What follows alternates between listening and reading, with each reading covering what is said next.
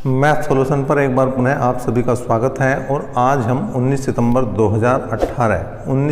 2018 की first shift के group D के मैथ के क्वेश्चनों का सॉल्यूशन लेकर आए हैं। इससे पहले भी हम 2018 के कई पेपरों का सॉल्यूशन करा चुके हैं, कई सेट्स का सॉल्यूशन करा चुके हैं मैथ के क्वेश्चनों का। अगर वो वीडियो अभी तक आपने नहीं देखी है तो वीडियो के आई बटन में और वीडियो की एंड स्क्रीन पर उनके लिंक मिल जाएंगे, आप वहां से जाकर देख सकते हैं। लेकिन आपको ये प्रयास कैसा लग रहा है ये भी आप हमें कमेंट बॉक्स में करें, और साथ साथ कमेंट बॉक्स में ये भी कमेंट करें कि आप किस पेपर की तैयारी कर रहे हैं, आपको किस पेपर की मैथ के पेपर जो हैं प्रीवियस ईयर पेपर उनके मैथ का सॉल्यूशन चाहिए। चलिए करते हैं आज की क्लास को स्टार्ट, आज के सॉल्यूशन को स्टार्ट। तो यहाँ पर अगर मैं देखूँ तो क्वेश्चन नंबर 12 जो है इस सेट का पहला क्वेश्चन है। देखिए यहाँ पर रैंडमली क्वेश्चन आते हैं, कभी 12, 13 डायरेक्ट भी आ जाएंगे, कभी 12 के बाद 20 आ जाएगा, फिर 20, 21 आ गया, या 20 के बाद 21 छोड़ के 22 आ गया। मतलब रैंडमली क्वेश्चन होते हैं यहाँ पर किसमें, जो ऑनलाइन एग्जाम होते हैं। तो उसी क्रम को हम आगे जारी कर रहे हैं। 19 सितंबर 2018 की फर्स्ट शिफ्ट का ये पेपर आपके सामने है। निम्नलिखित भिन्न में किसमें 5/16 जोड़ने पर 1 प्राप्त होगा। तो देखिए 1 प्राप्त होना मतलब फाइनल उत्तर 1 आना चाहिए। तो 1 में से ही 5/16 घटा देंगे। क्या कर देंगे मेरे भाई, 1 में से ही 5/16 घटा देंगे। अब 1 में से 5/16 घटाना हो या कोई और भिन्न घटानी हो तो कभी भी एलसीएम लेने की आपको आवश्यकता नहीं है, एलसीएम लेने की ज़रूरत नहीं है। आपको क्या करना है, आपको सीधा सा काम करना है कि जो हर है उसमें से अंश को घटाना है। जो हर है उसमें से क्या करना मेरे भाई, अंश को घटाना है। तो 16 में से 5 जाएंगे, कितने बचेंगे, 11/16।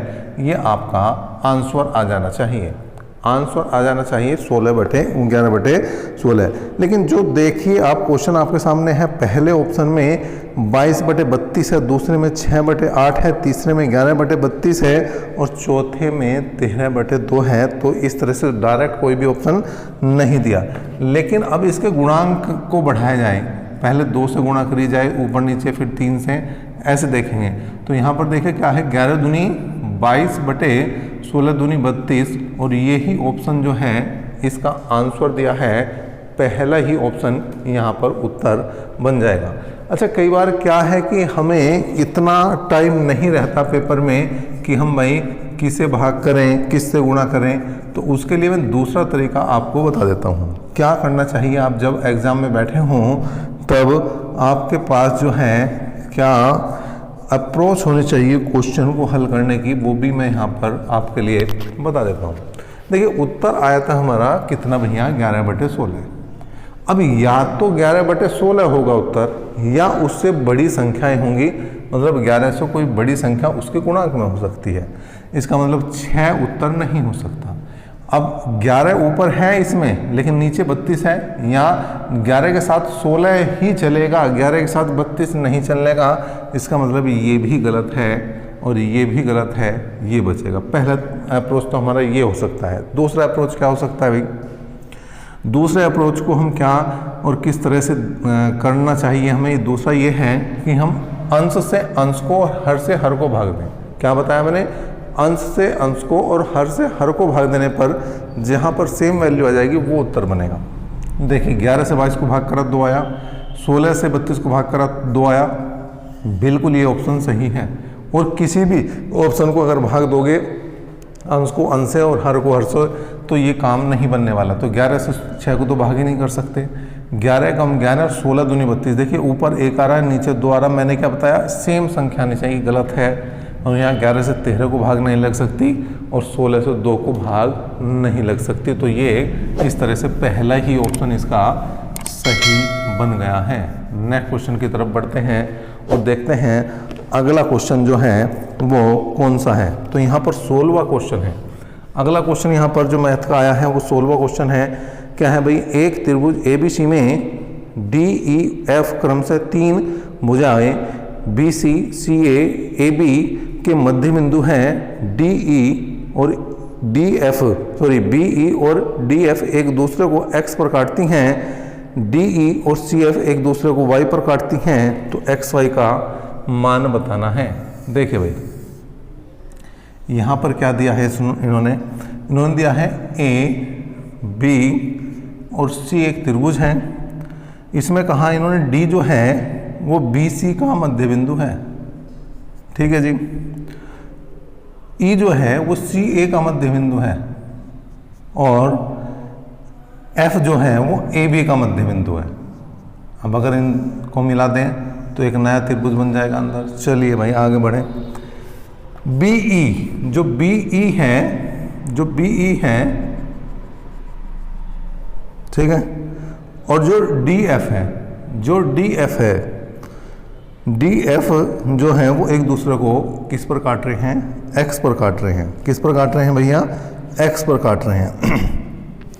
अब यहाँ पर देखें DE और CF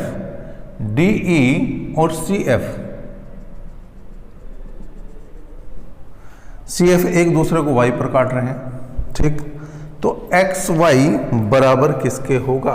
तो जो XY है वो बराबर किसके होगा? वो बराबर किसके होगा भैया?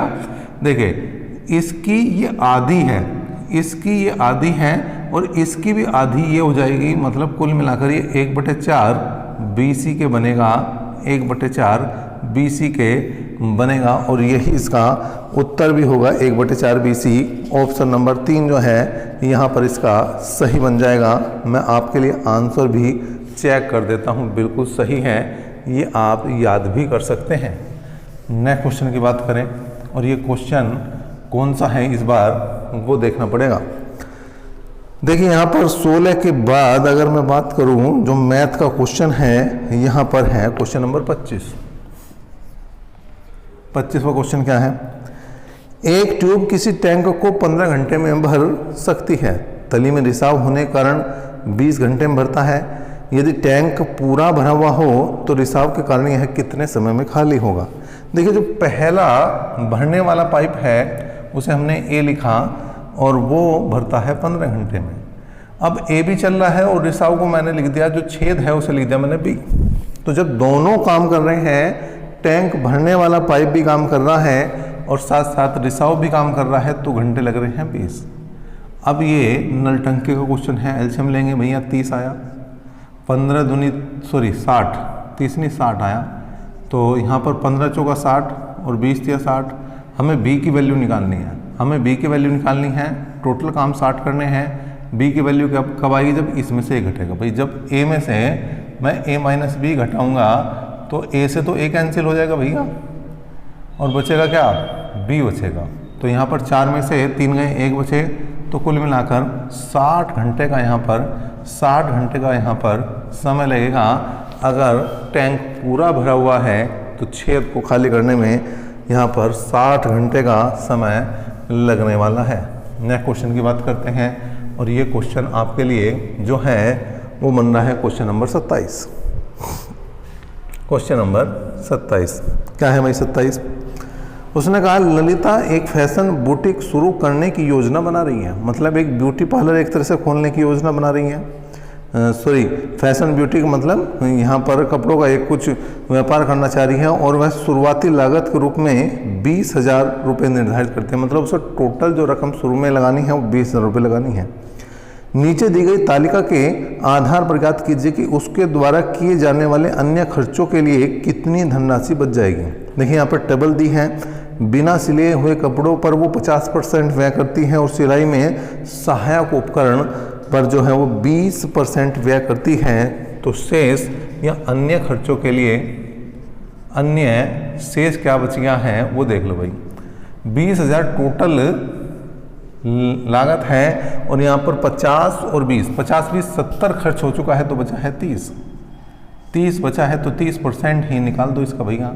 3 दूनी 6, कुल मिलाकर 6,000 रुपये और बचे हैं। 6,000 रुपये और बचे हैं जो अन्य पर उसे खर्च करने हैं। चलिए भाई नेक्स्ट क्वेश्चन की बात करते हैं। क्वेश्चन नंबर है आपका 30। क्वेश्चन नंबर 30 क्या है? 30वां क्वेश्चन देखो क्या है भाई।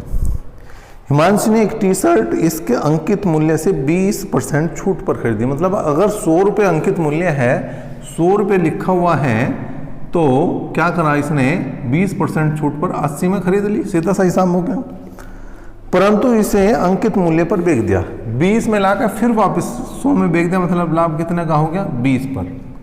लाभ कितना हो गया? 20 रुपये का।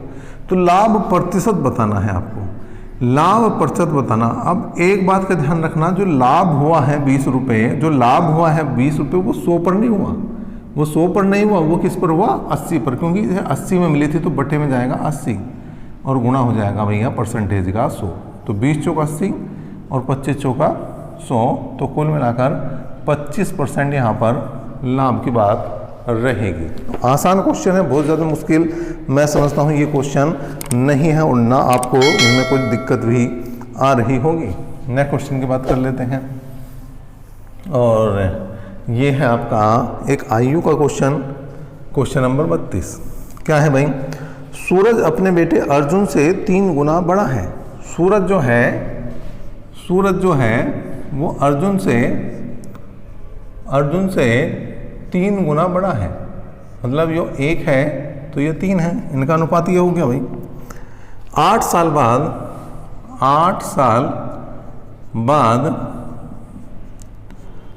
बाद वह अर्जुन की आयु का 2.5 गुना बड़ा होगा। मतलब ये 2.5 रह जाएगा, 2.5 का मतलब 5/2, तो 5 ये है और 2 भैया ये है।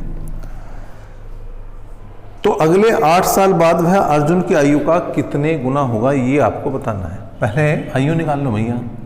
अब यहाँ पर देखिए डिफरेंस देखो, तो यहाँ पर 1 का है और यहाँ पर 2 का, तो डिफरेंस बराबर करना। तो 5 में से 2 गए, 3 बचे, 3 में से 1 गया, 2 बचे। तो इस 2 की 2 गुणा करेंगे नीचे और इस 3 की गुणा करेंगे भैया ऊपर। तो गुणा करी हमने, 3 3 9, 3 एकम 3, और यहाँ पर आया 5 दूनी 10 और 2 दूनी 4। अब अंतर बराबर आ गया 1 से अगर मैं भाग करूँगा तो 8 ही आ जाएगा। इसका मतलब सूरज की जो आयु है, अगर मुझे सूरज की आयु निकालनी है और या अर्जुन की आयु निकालनी है तो उनके अनुपात में गुणा करना पड़ेगा। वर्तमान में अगर मैं गुणा करूं तो 9 8 72 और 8 3 24। ठीक है जी। अब 8 साल बाद तो ये है और एक 8 और, तो 16 साल बाद की बात ये रह जाएगी भैया।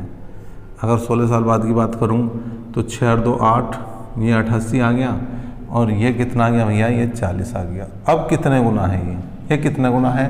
तो 88/40 कर दो आप, 88/40 कर दो। करो जी, 4 से काट दो 22 बार कटा, 4 से काट दो भाई 10 बार कटा, फिर हमने 2 से काट दिया 11 बार कटा, 5। तो कुल मिलाकर कितने गुना हो जाएगा? 11/5, 11/5 रह जाएगा। ये 11/5 का मतलब 5 दूनी 10, 2 सही 1/5 रह जाएगा। और यहाँ पर इसके सभी क्वेश्चन के जो ऑप्शन हैं वो सभी के सभी गलत हैं। आप जो हैं जब ये पेपर आप कभी किसी प्रैक्टिस सेट में देखेंगे तो महसूस भी करेंगे कि हाँ उसने स्टार दिया है। यहाँ पर जो उत्तर दिया गया है वो स्टार दिया गया है, और स्टार का मतलब क्या है कि जो ऑप्शन है आपके 4, वो चारों ही ऑप्शन गलत हैं, चारों ही ऑप्शन गलत हैं, इसीलिए दिया गया है स्टार। तो नेक्स्ट क्वेश्चन की तरफ बढ़ते हैं भाई। ये तो मिला, इसको क्वेश्चन को भी स्टार दिया गया। आगे बढ़ते हैं और आगे है क्वेश्चन नंबर 36। 36 का क्वेश्चन क्या कहना भाई? उसने कहा 14 42 77 का लैसे निकालना है।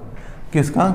14 42 और 77 का लैसे निकालना। तो पहले भैया 7 से काट दो, 7 दूनी 14, 7 छंग 42 और 11 बार कट गया भाई। फिर 2 से काट दो, 1 3 और 11।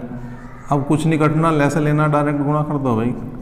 7 गुणा 2 गुणा 3 गुणा 11। तो 7 दूनी 14 तिया 42, 42 गुणा 11 में कर दो। 11 दूनी 22, तो 11 चौक 44, 44 और 2 46।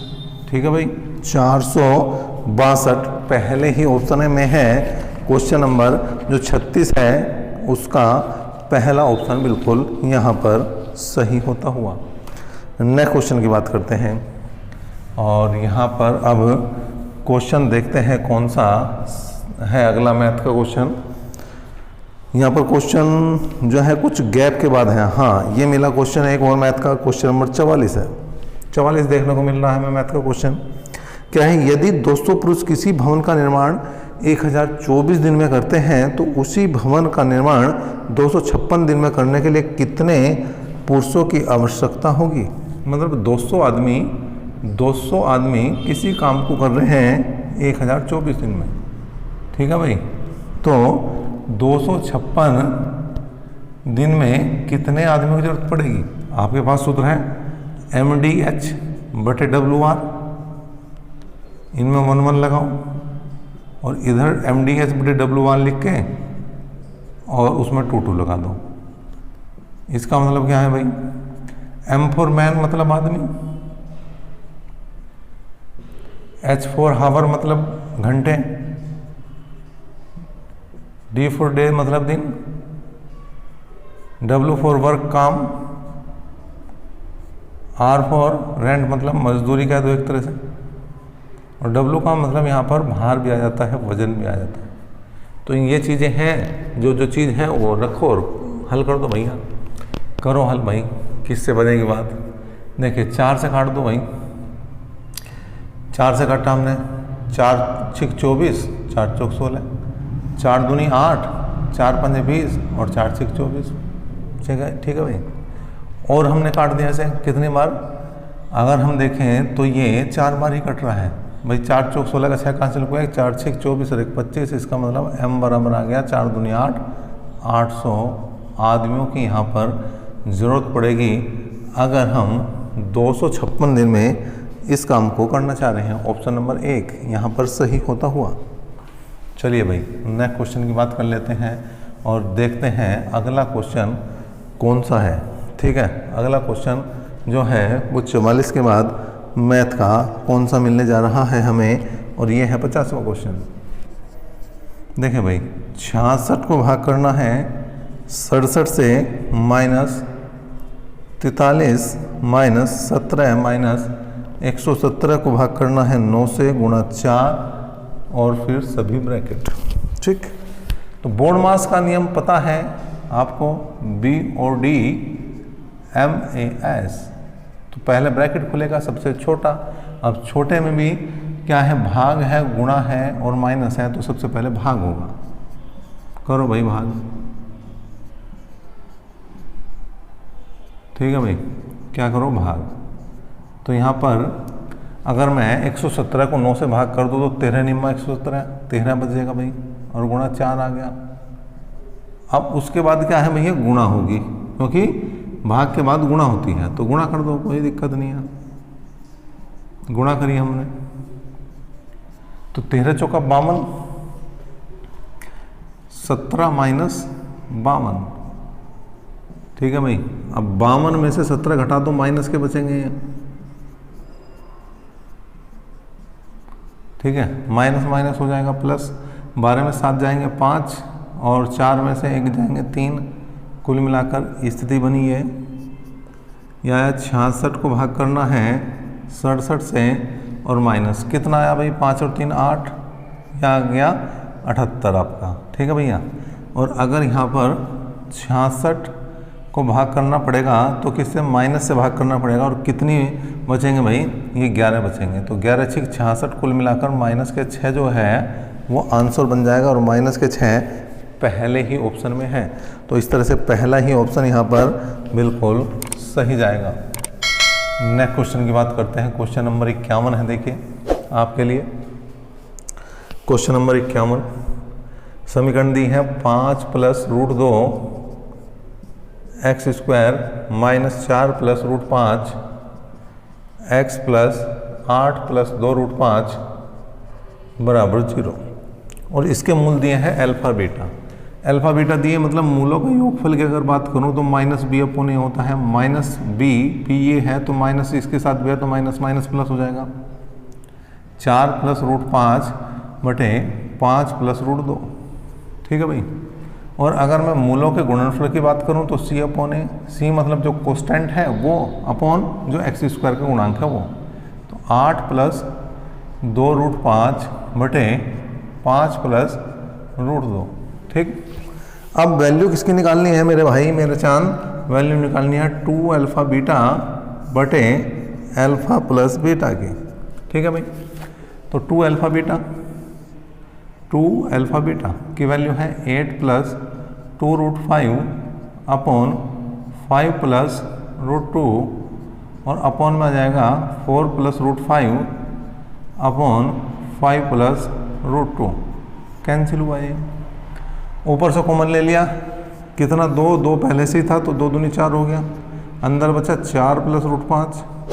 और देखें भाई तो बटे में भी तो यही है 4 प्लस रूट 5, तो काम ही आसान हो गया, ये भी कैंसिल हुआ, तो उत्तर कितना आ गया 4। और यही क्वेश्चन नंबर 51 का उत्तर भी है 4, और 4 ही ऑप्शन बनना है। देखिए उत्तर भी 4, ऑप्शन भी 4, यहाँ तो कोई समस्या वाली बात ही नहीं रही। ठीक, नेक्स्ट क्वेश्चन की बात करते हैं, और ये क्वेश्चन आपका 55वां है। कौन सा है? 55वां। किसी भी स्थान पर रुके बिना सुशील 80 किलोमीटर प्रति घंटे की औसत गति से एक निश्चित दूरी तय करता है। रुक रुक कर 60 किलोमीटर प्रति घंटे की औसत गति से दूरी पूरी करता है, तो प्रति घंटा कितने मिनट रुका? ये बताना है प्रति घंटा रुकने का समय क्या है भाई? फॉर्मूला याद रखना आपको, बिना रुके चाल माइनस रुक कर चाल बटे बिना रुके चाल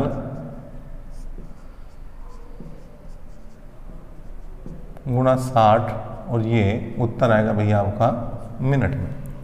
कर दो भाई, तो 80 माइनस 60 बटे 80 गुणा 60 कितना बचा? 20 बटे 80 गुणा 60, 20 चौका 80 और 15 चौका 60, कुल मिलाकर वो प्रति घंटा जो है वो 15 मिनट रुक रहा है। 1 घंटे में जब वो रुक कर चल रही है गाड़ी तो वो 15 मिनट रुकता है। ये है इस क्वेश्चन का जवाब। अब आते हैं नेक्स्ट क्वेश्चन की तरफ, जो है क्वेश्चन नंबर 61। देखिए इस टाइप के फॉर्मूले जो आते हैं आपके सामने, उन्हें आप नोट्स बना लें, क्योंकि ये बहुत काम के हैं। कई बार डायरेक्ट आपका बिना लिखे ही काम बन जा रहा है, तो ऐसो को तो लिखना जरूरी बनता है भैया। उतना कहा है यदि x 4 7 3 8 9 से विभाजित है तो x का मान बताना है, तो इन सब का योग कर दो। 9 से विभाजित होने का नियम क्या है मेरे भाई मेरे चांद, मेरे दिल के टुकड़े, मेरे मन के करार? क्या है? 8 और 3 11, 11 और 7 18 और 4 22 आया है योग। और योग किससे कटना चाहिए? 9 से कटना चाहिए। अगर मैं 9 से भाग दूं तो 9 या 27 होता तो काम बन जाता। इसका मतलब x के स्थान पर कितना होना चाहिए? x के स्थान पर 5 होना चाहिए, तभी बनेगी बात। क्या बनेगी बात? तभी बनेगी बात। और ए ऑप्शन इसका यहाँ पर इस तरह से सही हो चुका है। नेक्स्ट क्वेश्चन की बात करते हैं। अब कौन सा क्वेश्चन है उसे भी देख लेते हैं। अगला क्वेश्चन जो मैथ का आ रहा है हमारा 70 पे जाने के बाद ही आएगा, और ये है क्वेश्चन नंबर 72। 72वां क्या है भाई? एक समबाहुभुज के आंतरिक और बाह्य कोणों का अनुपात, आंतरिक और बाह्य कोणों का अनुपात 4:1 है। बहुभुज में भुजाओं की संख्या बतानी। एक आंतरिक कोण, ध्यान रखना, एक आंतरिक कोण और एक बाह्य कोण का योग 180 है। एक आंतरिक प्लस एक बाह्य कोण का योग जो है, ये भी कोण है भाई, कितना है? 180 है। अब ये हो गया 5x, ये हो गया x, और बराबर आ गया भैया 180। 5 है 4 है? 4 है भाई। तो 4x प्लस x मतलब 5x बराबर 180, तो यह आया 36 बन 180, तो इसकी वैल्यू आ गई भैया 36। अब हमें भुजाओं की संख्या निकालनी, तो उसका भी ध्यान रखें भाई। भुजाओं की संख्या अगर आपको निकालनी है तो भुजाओं की संख्या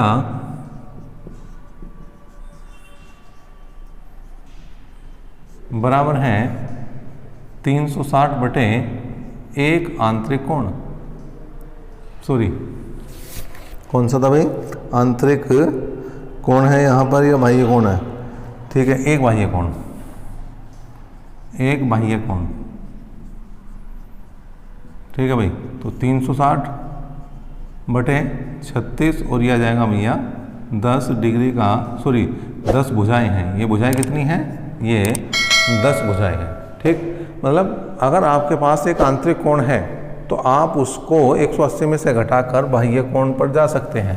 तो बहुत आसान है, बहुत ज़्यादा मुश्किल ये चीज़ें नहीं है। नेक्स्ट क्वेश्चन की बात करते हैं और क्वेश्चन नंबर है भाई इस बार 74 क्या है, 85% वेतन खर्च करने के बाद आलोक प्रति माह 1200 रुपये बचाता है तो उसका मासिक वेतन कितना है। तो भाई 15% बच रहा है और वही 1200 के बराबर है, तो 100% बराबर कुल वेतन के होगा। तो 15 अट्ठे 120, कुल मिलाकर कुल वेतन की बात करूं तो 8000 हो गया भाई। कुल वेतन कितना हुआ, 8000 रुपये। नेक्स्ट क्वेश्चन है क्वेश्चन नंबर 93, कितना है भैया, 119 को भाग करना है 22 माइनस 90 भाग करना है 23 माइनस 105 भाग 7 गुणा 3 और यहाँ पर सभी ब्रैकेट का प्रयोग किया गया है। देखिए भाई 119 भाग 22 माइनस 90 भाग 23, अब 7 या 21 से भाग करें 105 को तो 21 बन जाए 105, कोई दिक्कत नहीं आई भाई। अब यहाँ पर आया 119 भाग 22 माइनस यहाँ बचा है 90 भाग करना है 23 में से 5 गया 18 और 18 पंजे 90, तो 22 माइनस 5 आएगा भाई। 22 में से 5 गए 17 बचे, तो 119 बटे 17 17 सत्ते 119, कुल मिलाकर 7 जो है इस क्वेश्चन का आंसर बनेगा, जो किस ऑप्शन में है, जो 93 के आप देख सकते हैं दूसरे ऑप्शन में है। इसके बाद है क्वेश्चन नंबर 95। क्वेश्चन नंबर 95 क्या है भाई, एक कंपनी एक कार्यक्रम की व्यवस्था करने की योजना बनाती है। यह अपने कार्यक्रम के कुल आपेक्षिक व्यय को 5 व्यापक खंडों में विभाजित करती है, जिनका विवरण निम्न प्रकार है। पहले में 30%, दूसरे में 20%, तीसरे में 10%, चौथे में 20 और पांचवें में 20%। यदि कंपनी तीसरे खंड में, मतलब जो 10% है वो बराबर 5000 के हैं, तो पांचवें खंड में इस पर कितना व्यय होगा। सीधा सा क्वेश्चन है। 10% 5000 के बराबर है तो 20 तो भैया 10,000 के बराबर होगा। सीधा कर दो भाई, 10% बराबर है 5000 के, तो 20%, पांचवा खंड 20% है, वो किसके बराबर होगा। 0 से 0 गई तो ये आ गया भाई, यहाँ पर 5 दूनी 10,000 के बराबर आया। और नेक्स्ट क्वेश्चन है क्वेश्चन नंबर 99, लास्ट क्वेश्चन भी है। क्या है भाई, यहाँ पर -15 माइनस -18 माइनस 35 भाग 5, ठीक है भाई। 5 7 35, तो 18 और 7 हो गए हैं कितने भैया 23, सॉरी 18 7 25 माइनस माइनस प्लस 25 और 25 में 15 जाएंगे, बचेंगे 10 और 10 किस ऑप्शन में है, चौथे ऑप्शन में है। तो ये जो था आपके सामने, ये कौन सी तारीख का था भैया, मैंने स्टार्टिंग में भी आपको बताया था, ये बताया था 19 सितंबर 2018 की फर्स्ट शिफ्ट का पेपर। आपको ये सॉल्यूशन कैसा लगा, आप हमें कमेंट बॉक्स में बिल्कुल कमेंट करें और वीडियो को अब ज़्यादा से ज़्यादा शेयर करें। चैनल पर पहली बार हैं तो सब्सक्राइब बिल्कुल कर सकते हैं। चलिए अभी तक के लिए इतना ही, नेक्स्ट क्लास तक के लिए बने रहें हमारे साथ।